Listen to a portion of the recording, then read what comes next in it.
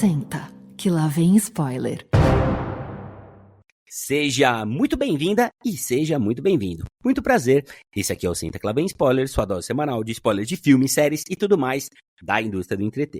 Eu sou o Renato Sansão e o nosso papo de hoje tem sangue, tem jumpscare, tem freiras, tem convento e tem sabe mais o quê?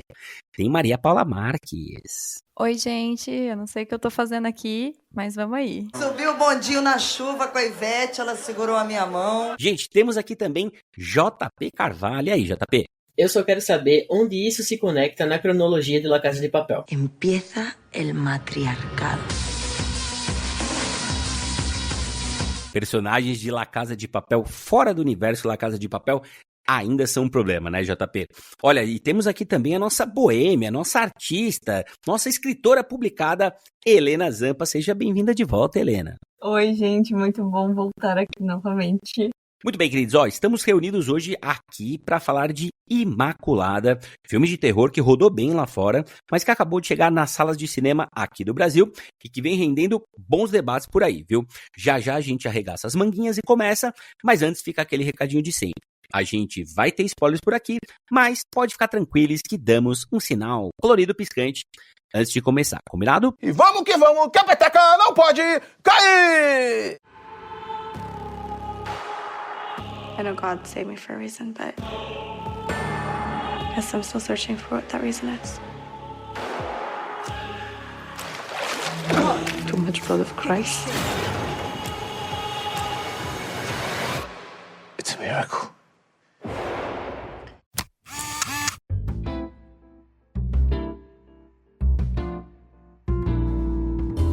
Muito bem, meus amores, olha que interessante a pesquisinha que eu fiz para nossa resenha de hoje, hein? A Anya Taylor-Joy, que a maioria daqui gosta que eu sei, fez A Bruxa. A Florence Pugh fez o maravilhoso Midsommar. A Jenna Ortega fez X e também fez Pânico. A Mia Goth fez a trilogia, né? X, Pearl e em breve Maxine, que tá chegando nos cinemas. A Thaisa Farmiga e também a Stormy Reid estiveram em A Freira. Rachel Sennott estrelou Bares e Ellie Fanning tava lá em Demônio de Leon. Gente, a gente chega aqui a Sydney Sweeney, né, nesse filme Imaculada, ou seja, se você é uma jovem atriz promissora de Hollywood, a chance de estrelar um filme de terror é de quase 100%. Estarei defendendo Sydney Sweeney. Se tem alguma coisa nesse filme que merece muitos aplausos, é ela. Ela tá ótima em Euforia. Então, aqui, pelo menos eu acho que muita gente já conhece ela por Euforia. E eu acho que ela também tá bem em Todos Menos Você. Só pra me retratar aqui, não é nada pessoal a Sydney, e sim ao filme. Porque, na minha opinião, a Sydney carrega o bebê e o filme. Mas, gente, entrando aqui em Imaculada, nós vamos acompanhar Cecília, uma jovem religiosa que se torna freira em um convento bem isolado na região rural italiana. Depois de uma gravidez misteriosa, ela é atormentada por forças perversas enquanto confronta segredos sombrios e horrores do convento. Queridos, a direção é do Michael Mohan, do filme Observadores e também da série Everything Sucks. No papel principal temos aí a Sydney Sweeney, atriz de 27 anos, que também é produtora desse filme e que tem estado meio que onipresente nos últimos anos, né? Era Uma Vez em Hollywood, Euphoria, White Lotus, Frango Robô, Todos Menos Você, Reality, Madame Teia, dezenas e dezenas de capa de revista, premiações, tapetes vermelhos, onde quer que a gente olhe, a Sydney tá lá, né, JP? Ela tá lá e ela vem se fazendo presente de uma forma que não tá desgastando a imagem dela, pelo menos na minha opinião. E ela sempre tenta pegar papel bem diferenciado, né? Então, ela já fez Patricinha Animada, ela já fez Pessoa Meio Porra Louca, agora tá fazendo um filme de horror também. Eu acho que ela consegue se mostrar com diversas facetas, e se tem uma coisa que a gente pode dizer sobre esse filme, é que é um portfólio pra ela, assim, sabe? É um filme feito pra ela e meio que por ela também, porque esse filme originalmente era pra se passar numa escola, né? E ela fez um teste pra esse filme, eu acho que em 2014, quando ele ia se passar numa escola, um internato / convento ali, e ela fez o teste, só que o filme não foi pra frente, então ela cresceu, não só na idade, mas na indústria também, criou a própria produtora, contratou o diretor, ajudou no roteiro, tudo isso pra protagonizar Imaculada. E se a gente pode dizer uma coisa é que ela conseguiu. O projeto é totalmente dela, não tem outro nome no elenco que se destaque como ela, e eu acho que ela realmente vai conseguir utilizar esse filme aqui como uma forma de dizer, isso aqui é o que eu consigo fazer, meu range de atuação vai desse ponto àquele ponto, então eu acho que pelo menos nisso ela conseguiu se mostrar muito bem. Gente, além da Sidney, como o JP já antecipou, a gente tem no elenco o Álvaro Morte, mais conhecido como professor lá de A Casa de Papel, no papel do padre Sal Tedeschi, que talvez não tenha tanto sal assim, né? E eu quero saber se mais alguém do elenco chamou a atenção de vocês, gente. A galinha. Eu acho que elas estão ali arrasando, é essencial e protagoniza uma das melhores cenas. Nossa, eu vim meio amargo pro filme, mas eu acho que eu vou ser um dos grandes defensores aqui. Porque apesar do fato de realmente eu não achar que existe um nome que se sobressaia além da Sidney, eu acho que ninguém compromete, sabe? Eu acho que tá todo mundo muito bem. Eu não lembro o nome da personagem, mas tem a freira revoltada. E eu acho que a atriz tá muito bem no papel também, já que a gente vai falar mais sobre futuramente, né? O papel da Sidney aqui, ele é muito dentro de uma caixinha para poder ter um impacto do que acontece no final. Então, esse papel de confrontar, esse papel de questionar, não só a igreja, mas os dogmas, mas o que tá acontecendo, tudo isso cai no papel da freira amiga dela do filme. Então, eu acho que essa personagem também se destaca um pouco. Eu não sei o nome dela, mas ela se destaca sim. Se você assistir o filme, você sabe de quem eu tô falando. É a Sister Gwen, cara, que é feita pela Benedetta Porcaroli. Cara, que é uma baita atriz, como ela é bonita, né? Ela já tinha feito o filme Amanda, que é um filme indie excelente. E tem também a Simona Tabasco, né? Que tava na segunda temporada de The White Lotus. Ela é aquela italiana, bonita, que vira interesse amoroso do garotinho que tá com o pai e o avô, né? Eles têm um caso ali, e tem a amiga dela que toca piano. E na primeira tinha a Sydney Sweeney, né? Então as duas estão em The White Lotus, só que a Simona Tabasco tem só aquela primeira cena de 2 minutos. Né, que ela vai, fica naquela espécie de caixão, a gente mal vê a cara dela. Inclusive, quando eu vi ela no elenco e nas fotos do Red Carpet com a Sidney, eu achei que ela tivesse mais cenas, mais presente no filme. Ela é italiana, super bonita e tudo mais, mas é praticamente uma pontinha mesmo, né? Não, eu acho que o fato de eu ter visto o filme ontem, ele tá muito fresco ainda na minha memória. E a minha chateação também, porque tudo pra mim foi meio, beleza, ok, show pra você. Só realmente a Sidney, pra mim, o patamar que ela tá nesse filme tá muito diferente do resto do elenco. E isso eu fiquei muito incomodada, porque aí eu não me apegava a nada. Eu só queria que acabasse o filme. Porque eu queria saber, tipo, o que ia acontecer no final, assim, tá? O que vai ser do final desse filme? Pra onde eles vão levar? Muito bom, gente. E antes da gente começar a nossa resenha, Vera, por aqui, eu vou pedir pro JP ativar a sabedoria das multidões, que eu tô super curioso pra saber o que público e crítica tem achado de Imaculada. Manda aí, JP. Sansa, antes das notinhas dos agregadores, é legal dizer que o filme custou apenas 9 milhões de dólares. E apenas porque, para um patamar de Hollywood, isso é consideravelmente baixo. E ele já tá perto de bater 30 milhões nas bilheterias. Ou seja, ele já se pagou e já tá arrecadando aí um grande valor. E as notas aqui, a gente tem um 5.8 de 10 lá no IMDb, um 57 de 100 lá no Metascore, nota 3 de 5 no Letterboxd e no Rotten Tomatoes conta com aprovação de 72% da crítica e de 60% do público. Mas chegou a hora da gente falar do que realmente importa aqui nessa bagaça, que é, claro, a opinião do Senta Que Lá Vem Spoiler. Então, Maria Paula, faça as honras da casa. Conta aqui pra gente, abre esse seu coração. Mas ainda sem spoiler, hein? Imaculada, o filme da Sydney Sweeney. Você gostou? Amou?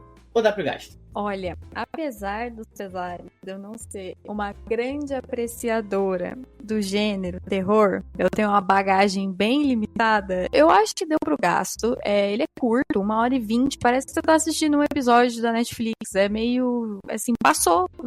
Só que ele tem pra mim alguns probleminhas de ritmo que acabam, por incrível que pareça, deixando essa 1h20 um pouquinho estranha. Bom, pra mim também dá pro gasto, apesar de eu ter achado o filme um pouco fraco, realmente a Sidney é o ponto alto do filme pra mim. Tem diversas cenas que eu acho que ela consegue trazer muita coisa, agregar muita coisa pro filme, mas teve momentos que me deixaram muito confusas, principalmente no começo do filme, que eu fiquei assim, o que tá acontecendo? Quando que isso aconteceu?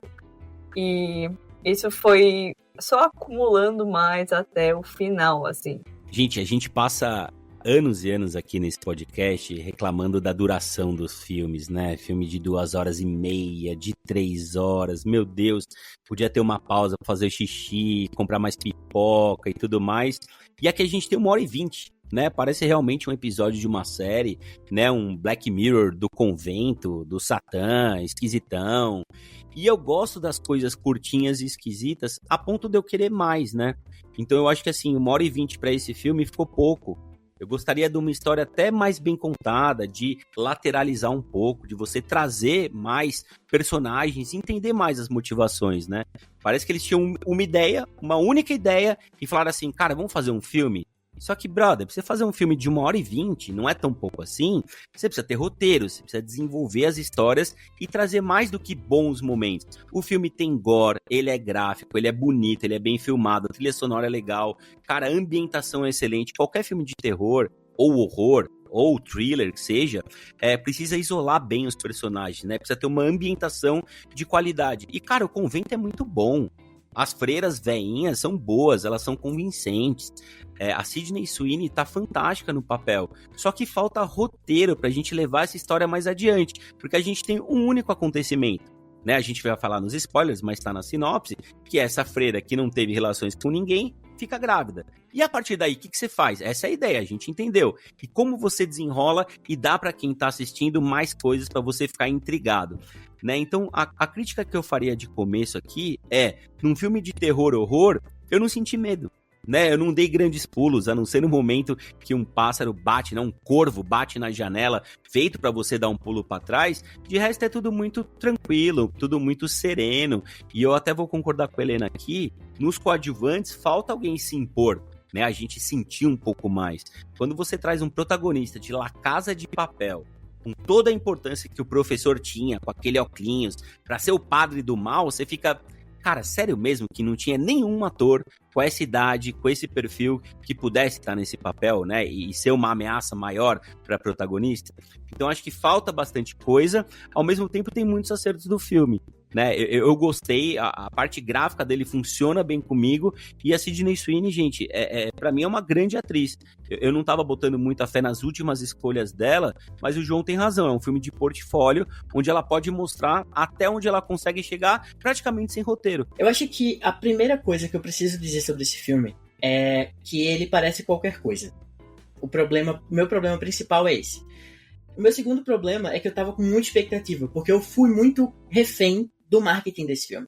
Que era o filme mais profano, era o final mais arrebatador, era o filme que as igrejas iam protestar contra, enfim. E não é nada disso. Talvez se você seja uma pessoa que não consome muito filme de terror, ele seja um bom filme com um choque no final. Se você é uma pessoa que assiste muito filme de terror, se você é uma pessoa que consome esse conteúdo com mais frequência, isso é uma quarta-feira. Eu tava até comentando, acho que foi com a Helena, ontem a gente debatendo, eu falei que esse filme se promoveu como um épico e entregou uma quarta-feira. Sabe, ele não é nada especial. E principalmente se você vai assistir ele agora, próximo à Primeira Profecia, que é um filme que tem basicamente as mesmas temáticas, ele tem os mesmos pontos do enredo em muitos momentos, só que a Primeira Profecia é muito melhor. E olha que a Primeira Profecia é muito manjado, porque é um prequel, né? É um filme que se passa antes da profecia, ou seja, você sabe pra onde aquela história tá indo, porque você sabe o que acontece depois. Eu tava vendo muito também sobre essa questão de o porquê esse filme pareceu, pra mim, muito qualquer coisa. É porque a gente tá vivendo num momento que meio que tá resgatando o non-exploitation. E o non-exploitation é essa questão de...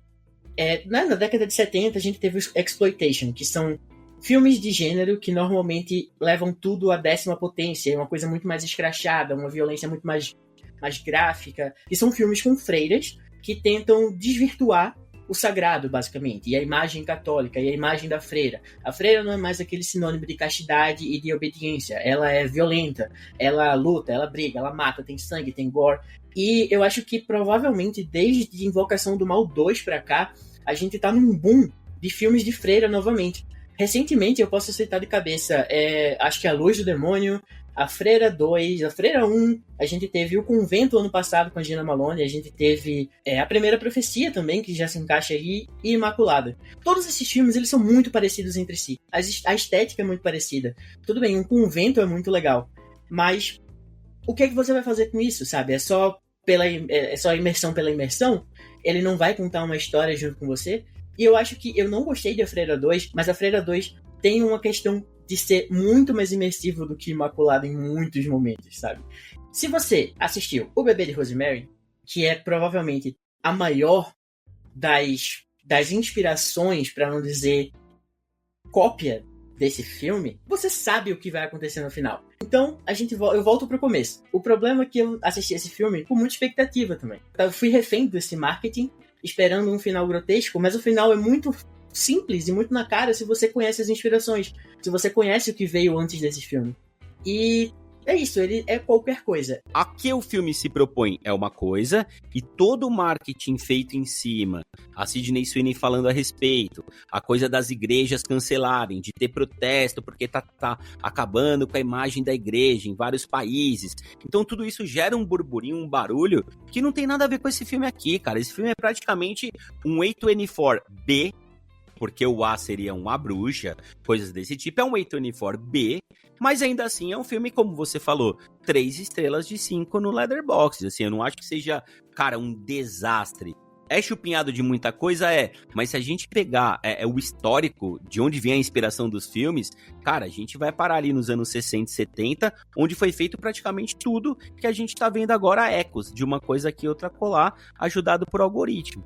Né? Então acho que assim, uma coisa é a expectativa de muita gente, e também de você e da Helena, por exemplo, que conhecem bem terror, então eu imagino que vocês já leram, já assistiram filmes e séries muito melhores do que alguém que não consome muito. Eu, por exemplo, e a Maria Paula, 2 pessoas que não estão tão dentro do terror, eu gostei, a Maria Paula não gostou nem um pouco. E aí eu pergunto pra Maria Paula, ainda sem spoilers, o fato de você não ter gostado nem um pouco, tem muito a ver com o que o João e a Helena falaram, que é um filme um pouco vazio, deixa de desenvolver o roteiro, ou por você não gostar do horror e a gente ter muitas cenas com gore, isso te impressionou de alguma forma, e aí você foi dormir com a luz acesa? Olha, Sansa, eu gosto do gore, eu acho o gore legal, inclusive as cenas que tem ali, elas são muito bem feitas. O que me tirou do filme mesmo é que eu acho ele muito simples, e ele é tão simples que às vezes parece que não faz o menor sentido o que tá se passando ali, sabe?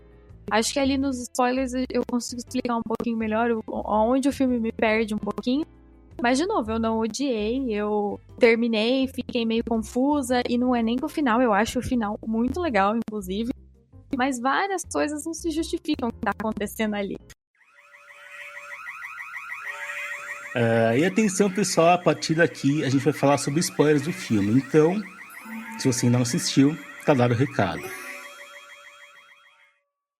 Muito bem, minha gente, agora que o Marcudo liberou os spoilers, podemos falar com mais detalhes de roteiro, direção, fotografia, design de produção, trilha sonora e, claro, das muitas atuações desse filme aqui. Vamos lá, Maria Paula, o que mais chamou sua atenção em Imaculada? Pelo lado positivo e também pelo lado negativo, tá todo mundo curioso. Olha, pelo lado positivo, com certeza, Sydney, o frame final dela gritando e gritando e gritando, ele vai criando aquele clímax e você vê aquela cena muito bem filmada, num close-up.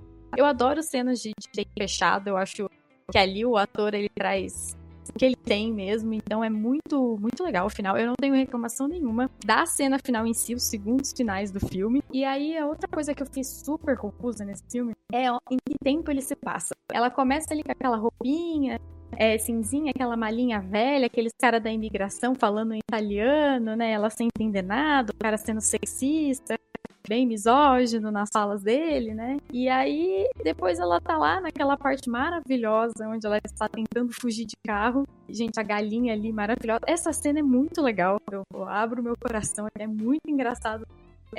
Todo o desenrolar dessa cena. Eu acho que parte da minha loucura nesse filme, que eu terminei o filme mandando uma foto pro Sansa, completamente desconcentrada, é que eu falei, gente, o que eu acabei de assistir? Tem várias coisas que não se conectam ali.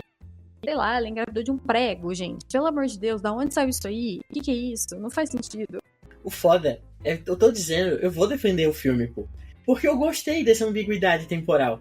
E é muito condizente também com o que é a Igreja Católica, se não uma galera que parece viver na Idade Média, só que com muito ouro, muito dinheiro e muita tecnologia, sabe? Então, se você olha pro Vaticano, o Vaticano é uma porra de uma fortaleza, que parece uma coisa muito antiga. Se você entrar, só tem coisa de ouro, só tem riquezas, só tem coisas muito ricas, e muita tecnologia envolvida também, sabe? Então, isso não foi uma coisa que me preocupou no filme, que me tirou da imersão. Pra mim, ele é contemporâneo. Só que aí também tem essa questão do padecer, né, na humildade do cristianismo, tudo isso que leva a galera a viver num lugar mais simples.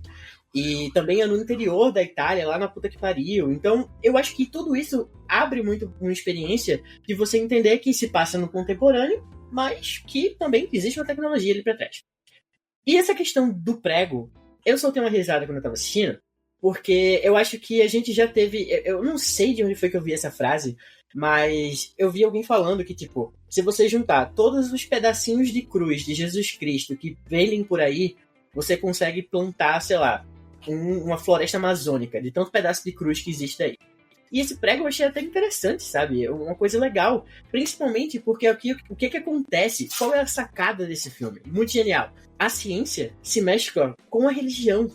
Olha só, que inovador. Eu achei muito bom, cara. Eu achei muito bom. Porque toda a questão da ciência é desbancar Deus. E toda a questão da religião é dizer que Deus não se explica e milagres acontecem. Então, eles decidiram juntar tudo isso aqui. O professor da Casa de Papel é o nosso grande salvador. Ele iria gerar o nosso Jesus Cristo se ele não tivesse morrido várias vezes no final do filme, né? Porque eu achei que ele tinha morrido, ele volta, aí ele leva outra porrada e aparentemente ele morre de verdade.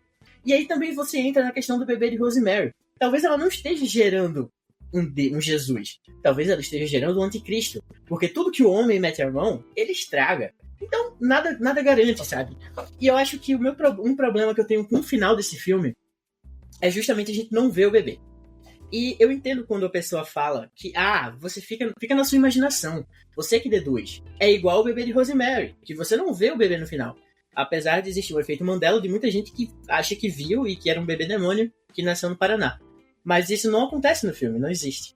Mas aqui eu acho que teria tanto peso se a gente tivesse visto a criança, tanto se fosse um bebê que não é perfeito, entre aspas, né? Se fosse algum bebê com uma má formação, assim, alguma coisa, quanto se fosse um bebê bonitinho, padrão ali. Ô João, enquanto você tá falando, a Helena tá fazendo uma cara tão boa que eu tô na dúvida se ela vai comentar algo do que você falou ou se ela vai falar da seita das freiras com meia calça vermelha na cara. O que você vai falar, Helena? Sansão, você leu meus pensamentos, porque eu ficava assim, qual é a da meia calça vermelha, mano?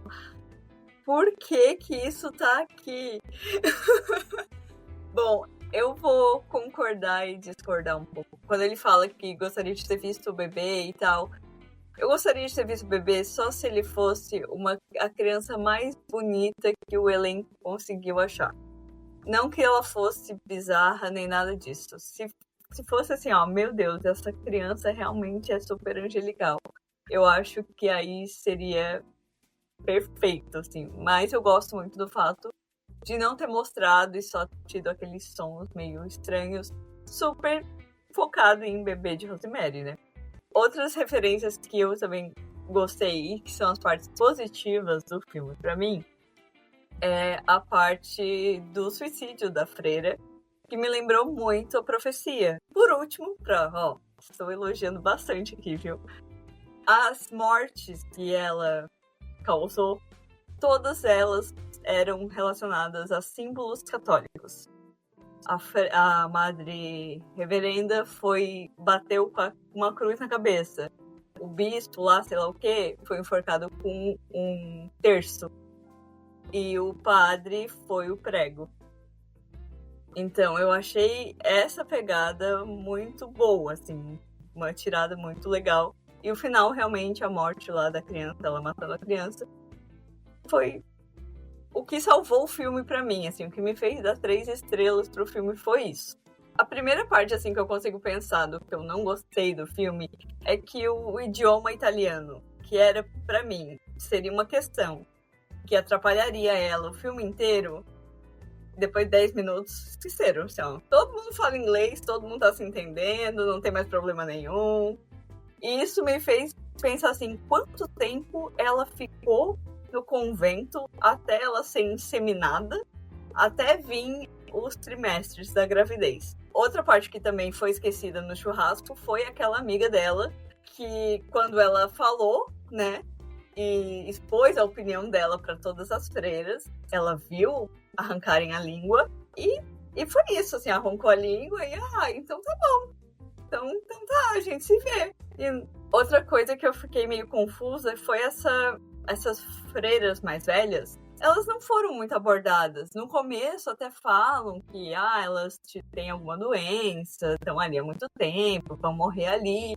E é isso, assim, não tem mais muito o que falar. Elas eram também inseminadas. Todas ali estão ali porque querem, porque acreditam naquilo, porque estão obrigadas.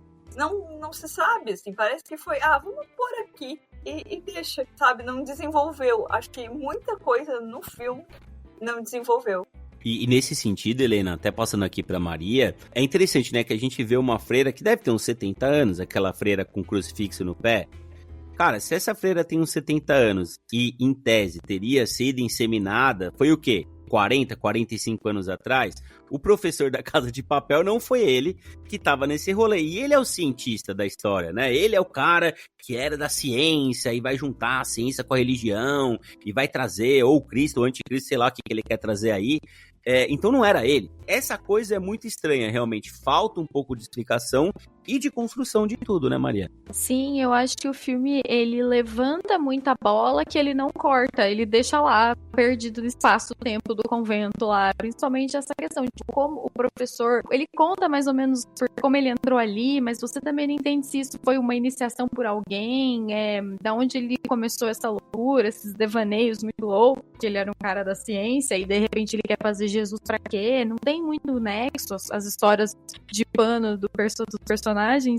E eles tocam uma outra bola também, que é a que ele seleciona as meninas, né? Ela conversa isso com a amiga dela, e aí quando ela comenta que foi ele que chamou ela pro convento, a amiga dela, que perdeu a língua, coitada, ela fala ali, né? Ele tem mesmo um bom dedo, né? Vamos assim dizer, para selecionar. Então, como é que eles faziam esse crivo? Até a própria Sidney, a Cecília, comenta, né? Desde quando vocês estão me monitorando, né? Porque ela se questiona disso.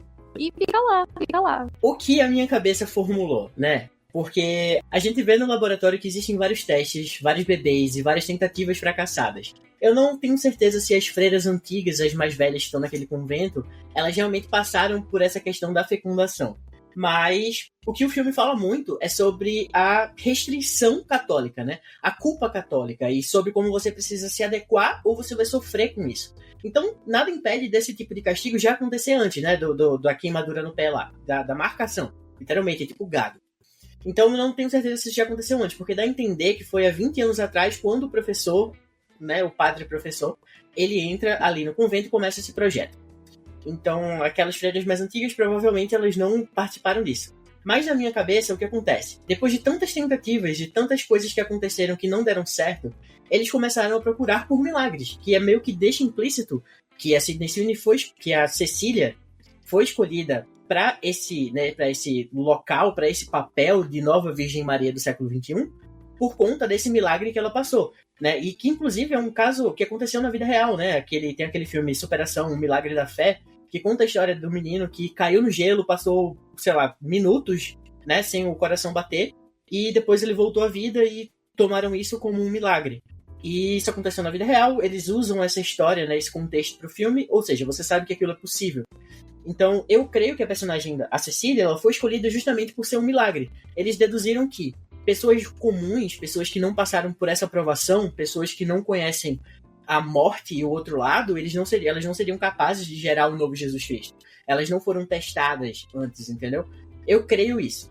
A gente vê no começo do filme, a primeira cena introdutória é alguém tentando fugir, uma mulher tentando fugir. Então você deduz que era outro teste. Mas ela também era um milagre? Ou ela era uma freira comum que participava daquilo? Você começou bravo e eu comecei defendendo o filme. Quanto mais a gente conversa, mais eu tô ficando puto e diminuindo a minha nota e você tá aumentando a sua. Então, assim, tá causando um efeito contrário do que eu imaginei que fosse acontecer aqui. Ó, gente, já já a gente vai trazer nossas notinhas, mas é legal que a gente trouxe no começo alguns nomes, né, interessantes de atrizes que vêm ganhando espaço e vêm fazendo muita coisa bacana lá em Hollywood. Então a gente falou aqui da Anya Taylor-Joy, da Florence Pugh, da Ellie Fanning, Rachel Sennott, a Mia Goth, né, a Jenna Ortega, e eu acho até bacana a gente trazer também a Zendaya e a Millie Bobby Brown para esse papo. E, gente, levando todos esses nomes em consideração e falando só de atuação, tá? Não vou falar nem de beleza, nem de star power aqui. Vocês acham que a Sydney Sweeney tá na prateleira de cima, do meio ou de baixo dessas estrelas de Hollywood que eu trouxe aqui, Helena? Gente, isso aí é difícil, porque a Anya Taylor-Joy, a Mia, a Jenna, todos fizeram filmes que eu amei demais.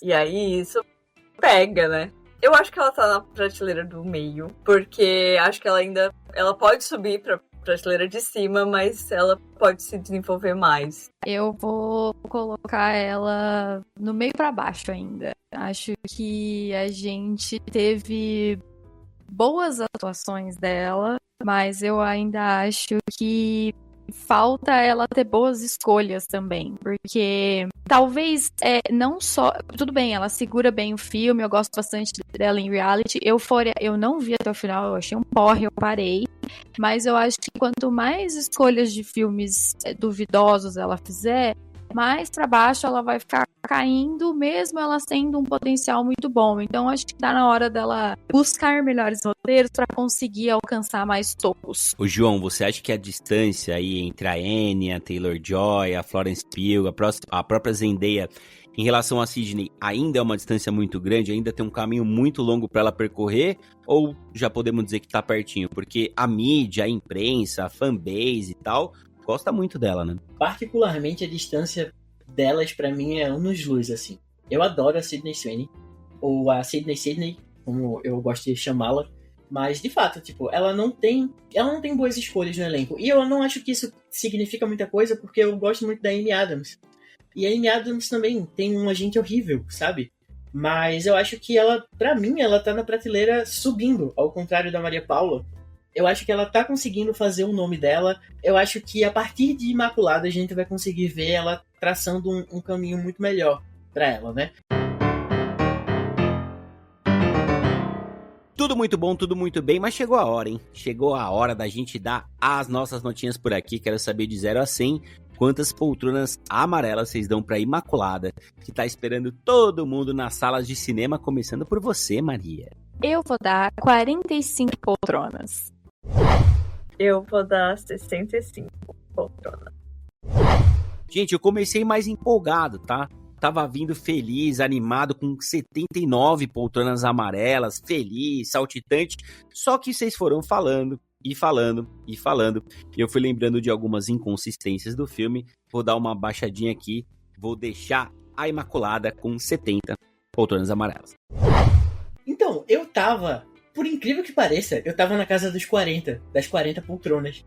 Mas eu defendi tanto esse filme que é injusto eu dar menos, eu dar isso. Então, eu vou fechar uma nota que eu acho plausível em 53 poltroninhas amarelas pra Imaculada.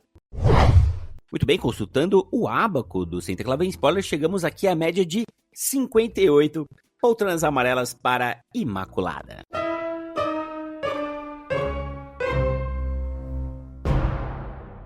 Muito bem, queridos, antes da gente fechar nosso papo por aqui, já que vocês não gostaram tanto assim, né, 58 poltronas não é nenhuma maravilha, vou pedir para cada um aqui uma dica de filme de terror que dê para encontrar tranquilamente aí nos streams, hein? Quem começa? Eu vou indicar O Bebê de Rosemary, que aí vocês vão ver realmente um filme sobre o filho do diabo que realmente é bom. Só que o problema é que ele não é tão fácil assim de ser encontrado.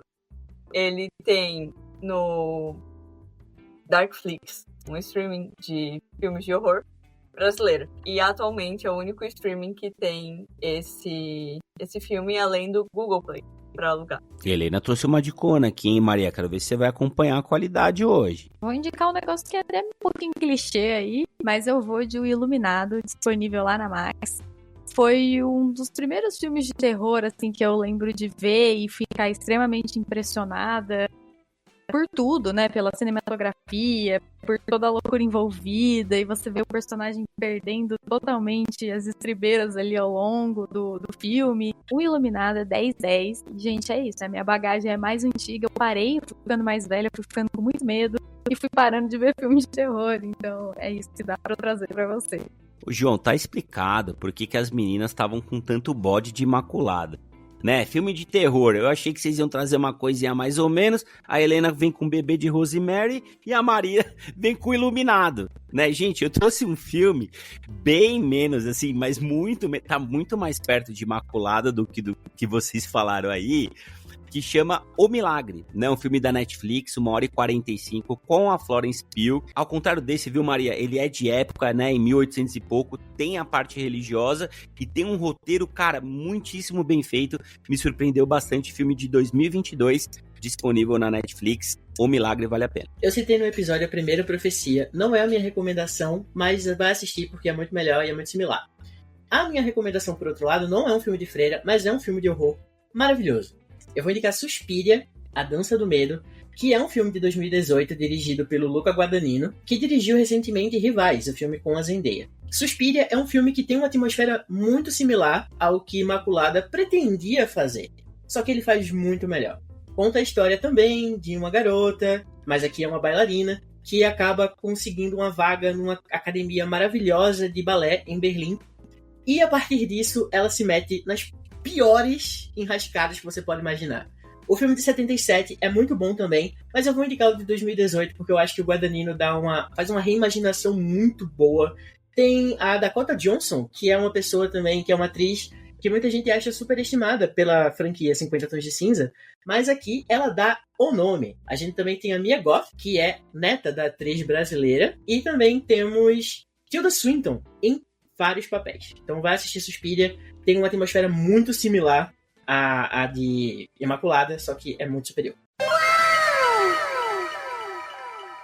Oi, gente, aqui é o Sansão. E aqui é a Maria. Queridos, a gente já tá chegando no finalzinho do programa de hoje, mas essa pausa rapidinha tem um ótimo motivo. Divulgar as empresas e marcas que estão com a gente, dando uma super força pro pessoal lá do Rio Grande do Sul. Por isso a gente deixa um sincero e caloroso abraço e recomenda com força algumas marcas. Uma delas é a Bossa, loja que faz curadoria e venda de semijoias modernas, clássicas e cheias de bossa, com certeza. Toda hora tem coleção nova por lá, com peças selecionadas a dedo pelo trio Paulinha, Marina e Natália. Eu mesma uso muito. Vai lá no @bossa.ponto que você vai curtir. Gente, a Betty Bakery é uma padaria artesanal paulistana ali da região da Vila Mariana, que, olha, é mão na massa. Eles têm foco lá em pães de longa fermentação, doces sem frescuras e também cafés especiais. O que a Beth, o Thiago e a equipe fazem nunca é abaixo de espetacular. Dá um pulo lá no @bet.bakery, bet com TH, para conferir tanto o cardápio quanto os horários. E agora eu vou trazer para vocês uma moda praia autoral, para você que está sempre querendo inovar nos lookinhos sem perder a sua essência. O Insta delas é o @souaqua. Aqua a gente soletra assim, ACQUA. Abraço para toda a equipe Aqua Body Beauty, valeu pela força. Bom, a gente, a EVCOM é uma agência de comunicação múltipla com essência de branding, mas que faz com muita competência a gestão de redes sociais, consultoria de comunicação e marketing, treinamentos e também PR. Quem comanda lá é a nossa professora de comunicação, Alexandra Santos, que deu a dica aí do Instagram, @evcombr, e também do site www.evcom.com.br. Agora, para todos os pais de pet, a Love for Pets Colinas é o mais completo centro de estética, veterinário e venda de produtos pet de São José dos Campos e região. Se você mora por aí ou tem amigos e famílias, pode ir lá no @Love for Pets Colinas e conhecer o trabalho incrível que a Carol e a equipe fazem por lá. Gente, pra quem tá sempre buscando um lugar especial para celebrar em grande estilo, o bar e restaurante Bequim tá sempre cheio de gente bonita, bons drinks e muita alegria. Cardápio, horários e programação você encontra no @Bequim Bar. Se escreve BKIN, beleza?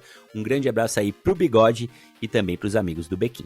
Falando um pouco da Ponto B, a Ponto B é uma agência que vai te levar do ponto A para o ponto B. E eles são focados em geração estratégica de leads, treinamento em vendas e growth. Vale a pena dar um pulo no @.b.co e conhecer o trampo da Bárbara e do Pedro. Gente, olha só, a Casa do Pai Baiano é uma loja de artigos religiosos e uma série de artesanatos feitos com muito axé. O @ deles é Casa do Pai Baiano e vale a pena conhecer e mandar um zap para a turma de lá. É uma coisa mais linda que a outra. Gente, a OnLabel, que é a nossa próxima apoiadora, é especializada em marketing digital para o setor médico. Eles prestam um serviço de excelência de consultoria de marketing digital, desenvolvimento de sites e geração de tráfego pago e orgânico e muito mais. Se você é médico e ficou interessado, dá um toque no Lucas, na Laura e no Wilson pelo www.onlabel.com.br. Gente, e passando a régua aqui, o Colégio Elvira Brandão começa na educação infantil e vai até o ensino médio com opção de escola bilíngue e 85% de aprovação nos principais vestibulares, hein? Tem inclusive educação voltada para a sustentabilidade por lá, super importante nesse momento e também em todos os outros. Vai lá no Insta @ElviraBrandão, conhecer mais, é um trabalho muito bacana que o pessoal faz por lá. Um abraço pro Felipe. Gente, lembrando que todos os contatos estão também na descrição desse episódio, tá bom? E minha gente, nunca é demais lembrar, 100% do valor recebido nessa parceria será doado para o combate às enchentes. E cuidado com as pessoas desabrigadas. Juntos, a gente reconstrói um futuro melhor. Muito obrigado novamente a todos. Muito bom, gostei das dicas, hein, gente? Ó, nós vamos ficando por aqui, sempre lembrando que aqui no SQLBS todo mundo é bem-vindo e tem voz ativa, hein? Deixe seu comentário no nosso Instagram ou no Spotify, que a gente lê todos por aqui e vai adorar saber a sua opinião sobre Imaculada, sobre Sydney Sweeney, sobre as nossas dicas e também quantas poltronas amarelas você dá pro filme que vem dividindo opiniões, certo, Maria? Certo, pessoal, foi muito legal falar um pouquinho sobre esse gênero com vocês. Eu não vou assistir nenhuma dessas indicações, eu tenho medo, mas foi bom demais passar esse tempinho aqui com vocês. Bom, gente, muito obrigada pelo convite. Eu adoro estar aqui com vocês. É isso, galera. Valeu pelo convite e cuidado com o bebê diabo do ABC Paulista. Neste programa e em quase todos os outros, utilizamos áudios de Casimiro, Choque de Cultura, Isabela Boscov, Medo e Delírio em Brasília, Vai Dar Namoro e The Office. E se você gosta do SQLVS, conhece alguém que quer criar o seu próprio podcast, faça como a gente aqui. Acesse sonicapodcasts.com e manda um zap que o pessoal lá, ó, é gente boa demais. Valeu, beijo, fui!